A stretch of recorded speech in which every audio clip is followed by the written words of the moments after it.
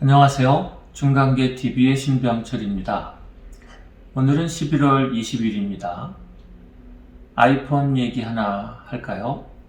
지난달 말 10월 30일 날 아이폰 12가 출시 발표되면서 수많은 애플 팬들의 마음을 설레게 했습니다.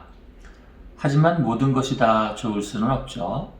애플은 기존에 제공하던 충전기와 이어폰을 기본 구성품에서 제외하기로 결정했습니다. 대단한 결정입니다. 애플은 어떻게 이런 결정을 내렸을까요? 대략 두 가지 이유 때문일 것으로 보이는데요. 첫째는 이렇게 구성품에서 주요한 내용을 빼더라도 애플의 팬들이 아이폰 12를 계속 구매해 줄 것이다. 이때 적절한 명분만 내어주면 될 것이다. 이게 첫 번째 이유일 것이고요.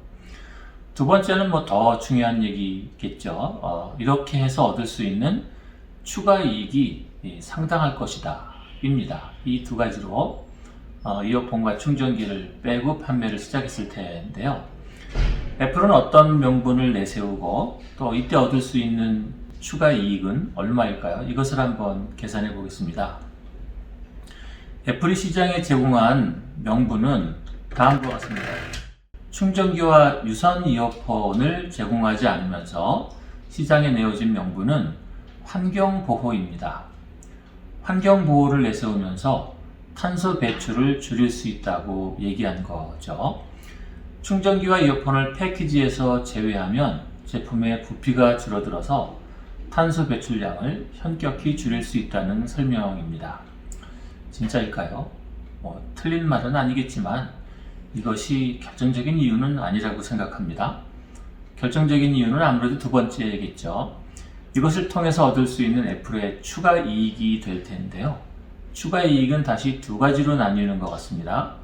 하나는 원가 절감이고 또 하나는 별도의 품목으로 판매해서 얻을 수 있는 추가 매출, 추가 이익분이 되겠죠. 하나씩 한번 생각해 보겠습니다. 애플이 지난해, 그러니까 2019년에 판매한 스마트폰의 판매량은 총 1억 9,300만 대라고 합니다. 그러니까 1억 9,300만 대를 이번에는 주지 않으니까 이어폰과 충전기를 제공하지 않음으로써 얻을 수 있는 원가 절감 금액이 있겠죠? 이것을 계산하면 대략 하나당 2 내지 3불, 2 내지 3달러 정도 하니까 이것만으로도 대략 5,800억에서 6천억 정도를 아낄 수 있습니다. 적지 않은 금액이죠. 원가 절감 차원이 상당합니다.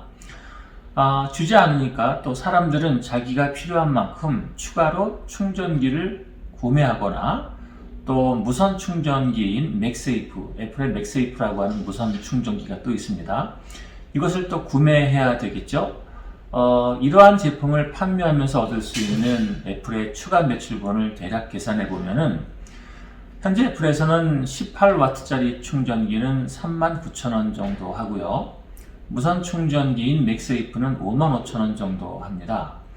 기존의 고객이 1억 9,340만 명 정도이니까 이 중에서 대략 10% 정도가 1년 안에 1,900만 명 정도 되네요. 10% 정도 되는 1,900만 명이 구매를 한다면 이것만으로도 대략 1조 원 가까운 추가 매출이 나오게 됩니다. 그러니까 원가 절감 차원으로 6천억을 절감하고 1조 원 정도의 추가 매출을 구한다면 이 둘을 합하게 되면은 이익 개선, 매출 개선 효과는 1.6조 이상이 되는 거죠. 엄청난 일이 벌어지는 겁니다.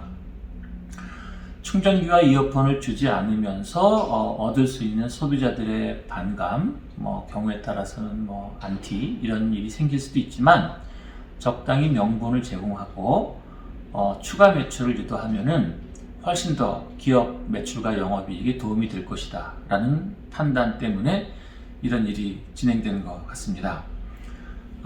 매출 차원은 매출 차원이고 소비자를 대하는 기업에서 이런 의사결정을 하는 것은 정말 쉬운 일이 아닌데요. 이런 것이 가능한 이유는 무엇일까요? 이것이 오늘의 결론인데요. 그 첫째는 브랜드 파워가 있어야 된다는 것이고요.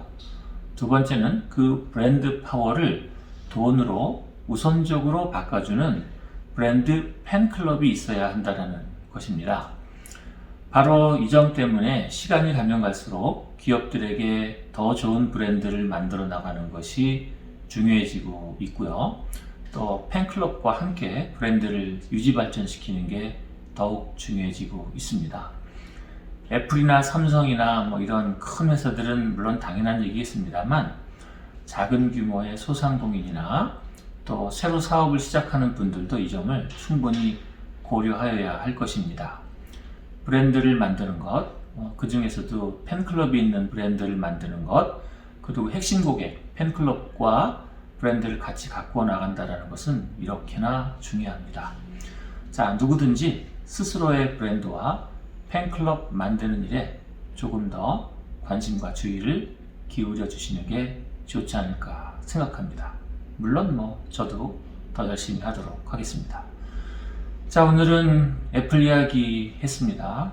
또 내일은 더 재밌는 이야기로 뵙도록 하겠습니다. 감사합니다.